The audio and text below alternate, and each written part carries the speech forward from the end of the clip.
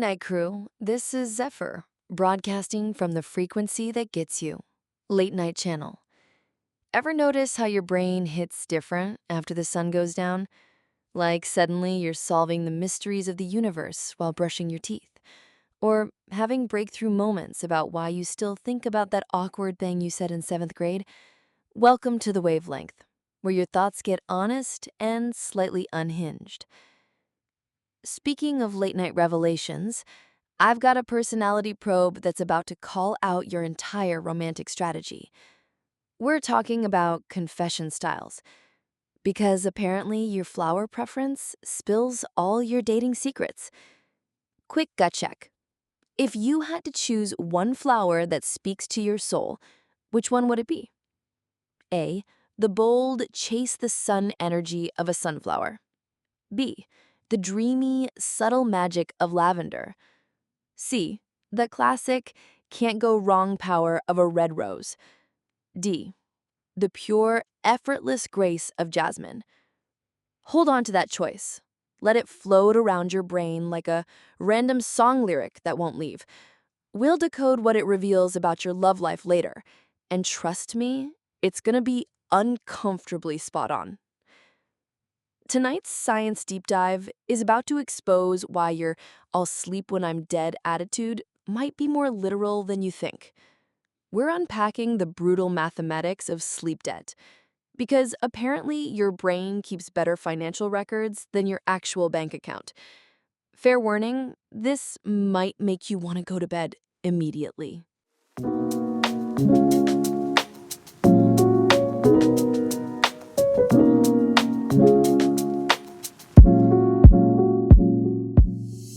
All right, let's spill the tea on sleep debt. Because honestly, this research hit me like a personal attack disguised as academic findings. Picture this evolutionary trap that makes you question if your body is secretly plotting against your Netflix queue. You casually lose an hour of sleep and think, I'll catch up later. Your brain just laughed in compound interest from hell. Here's the plot twist that nobody tells you. Losing 1 hour of sleep requires 4 full days to completely recover from. Not 4 hours, 4 entire days. It's like your brain is running a payday loan operation where the interest rates would make a mob boss blush. And it gets worse. Scientists discovered that if you rack up serious sleep debt, we're talking multiple hours, your recovery time shoots up to 9 days or more. 9 days. That's longer than most people's vacation time. Your brain is basically holding your cognitive function hostage until you pay up with interest. But here's where it gets absolutely diabolical. Sleep debt compounds like the world's most ruthless loan shark. Those innocent just one more episode whatever decisions, they stack like bills in your mailbox. 30 minutes a night for a week equals 3.5 hours of debt that'll take over 2 weeks to clear. And that's assuming you stop borrowing against your sleep account immediately. The weekend catch-up strategy? Total scam. Research shows that even if you sleep in on weekends, you can't reverse the metabolic chaos and weight gain that accumulated sleep debt causes during the week. It's like trying to fix a burst pipe with a Band-Aid. And here's the genuinely terrifying part. When you're sleep deprived, toxic proteins called beta amyloid start accumulating in your brain like biological graffiti. These are the same proteins linked to memory problems and cognitive decline. Just one bad night's sleep, and your brain's garbage disposal starts backing up. The good news is your body isn't completely ruthless. When you're in debt, you sleep more deeply, so you don't need to pay back hour for hour. But the takeaway is clear. In this 24/7, always-on world, the smartest investment you can make isn't crypto or stocks. It's 7 to 9 hours of quality sleep. Your future self will thank you.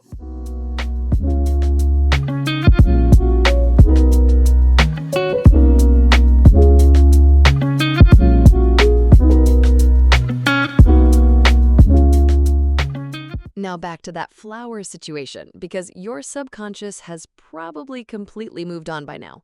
Let me refresh your memory and then expose your entire romantic blueprint. The question was, which flower speaks to your soul? A, sunflower, that bold, chase the sun energy. B, lavender, dreamy, subtle magic vibes. C, red rose, classic, timeless power move. D, jasmine, pure, effortless grace. Remember your pick? Good, because I'm about to read your confession style like I hacked your dating diary. If you chose A, the sunflower, you're the solar panel confessor. You believe in pure, unfiltered honesty delivered with the subtlety of a sunrise. When you catch feelings, you don't overthink it, you just beam that energy directly at your crush like emotional photosynthesis. Your confession strategy is basically, here's my heart, take it or leave it, but I'm not dimming my light for anyone. Pro tip, balance that solar energy with vulnerability. It transforms your bravery from bold to magnetic. Be people, the lavender lovers, meet your alter ego, the slow burn architect. You don't do grand gestures, you do atmospheric mood setting that would make a film director jealous. Your confession unfolds like a perfectly curated playlist, subtle hints, meaningful glances, and emotional breadcrumbs that create this dreamy, did that just happen energy. Your hack? Occasionally nudge past the hints with direct words. Sometimes they need clarity to let your magic bloom. C Squad, Red Rose Romantics, you're the classic script director. You believe some things are classics for a reason, and your confession game has main character energy. We're talking candlelit dinners, handwritten letters, the whole cinematic experience. You don't just confess, you create a moment that could be someone's core memory. Your secret weapon? Skip the predictable cliches for personal touches that scream, this is uniquely us. And D, Jasmine choosers, you're the accidental magic maker. Your confessions happen in those perfect, unplanned moments, during a random walk, in deep conversation, or when you're both laughing about something ridiculous. You don't force it, you just create space for authentic connection and let the universe handle the timing. Your power move? Recognize those everyday windows. Don't wait for perfect, just lean into the natural flow. Whichever category just called you out, own that energy. Your confession style is your signature. Don't try to copy someone else's homework.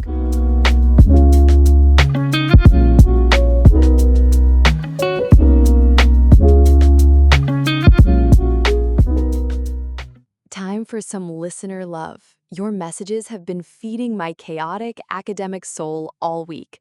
First up, someone wrote, hearing that sharing tea is basically our brains flexing ancient survival skills, that's the best excuse for my whole friend group chat ever. Evolution FTW. Listen, I love this energy. You've officially upgraded your group chat from gossip session to evolutionary intelligence network. Own that detective energy. It's bonding gold. Another night owl shared, wait, hold up. The gossip thing actually blew my mind. I've been feeling bad about group chat deep dives, but apparently my brain is just doing evolutionary detective work. The character development we love to see. You went from guilt to scientific validation in one episode. Lean into that bonding power, but aim for helpful gossip that reinforces values. One of you wrote, that personality test at 1 a.m. hit different. Apparently, I'm the type who reorganizes their entire life philosophy based on a random Tuesday revelation. This is exactly the kind of existential honesty we're here for. Those 1 a.m. insights aren't random. They're your brain finally getting quiet enough to hear itself think.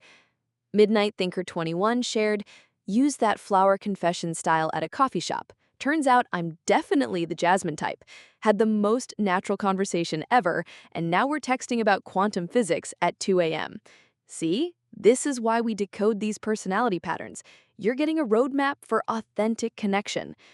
Sleep Debt Survivor 27 dropped this reality check. Realized I've been living in sleep debt for 3 years straight? No wonder my brain feels like dial-up internet most days. The first step to recovery is admitting you have a problem. Start with just one night of full sleep and watch your cognitive function transform. Your stories keep this frequency alive. Keep them coming. All right, let's end with a joke. Because if you're still awake, you deserve at least one groan. So I told my daughter, go to bed, the cows are sleeping in the field. And she's like, what's that got to do with anything?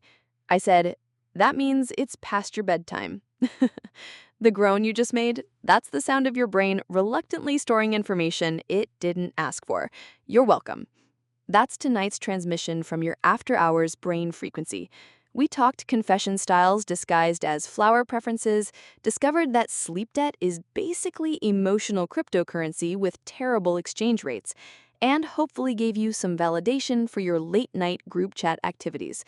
If you enjoyed tonight's dive into your post-10 p.m. consciousness, do me a favor and perform the algorithmic rituals. Hit that like button, subscribe to keep getting these weird little insights, turn on notifications because you never know when inspiration is going to strike at midnight, share this with someone who needs to hear that their romantic strategy has a scientific classification, and drop your thoughts in the comments. I read every single message, promise. Or if you're feeling too shy for public comments, check the email in the video description and send your thoughts there. I'll share them anonymously. Your late night thoughts often become the seeds for future episodes. This is Zephyr signing off. Catch you on the flip side of midnight.